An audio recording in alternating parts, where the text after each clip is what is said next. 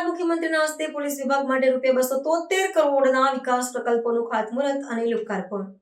ગાંધીનગર ખાતે નાયબ મુખ્યમંત્રી શ્રી હર્ષ સંઘવીના હસ્તે સુરક્ષા અને સુખાકારીના સંકલ્પ હેઠળ પોલીસ વિભાગના ₹273 કરોડના વિવિધ વિકાસલક્ષી પ્રકલ્પોનું લોકાર્પણ અને ખાતમુહૂર્ત કરવામાં આવ્યું છે.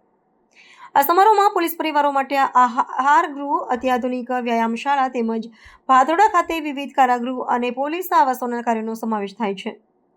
આ પ્રસંગે નાયબ મુખ્યમંત્રીએ તાજેતરમાં રજૂ થયેલા અંદાજપત્રની ઐતિહાસિક જાહેરાતનો ઉલ્લેખ કરતા જણાવ્યું હતું કે દેશમાં પ્રથમવાર કોઈ રાજ્યમાં પોલીસ પરિવાર માટે એક સાથે 20,400થી વધુ સુવિધાયુક્ત રહેણાંક આવાસોને મંજૂરી આપવામાં આવી છે.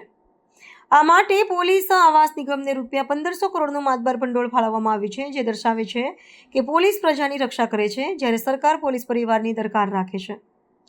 ગુજરાત પોલીસની કડક કાર્યવાહીથી પ્રશંસા કરતા શ્રી સંઘવીએ ગુનેગારોને સ્પષ્ટ ચેતવણી આપી હતી કે જો કોઈ કાયદાનો પડકાર ફેંકશે અથવા સામાજિક તત્વ બનવાનો પ્રયાસ કરશે તો પોલીસ તેને જડબાતોડ જવાબ આપશે.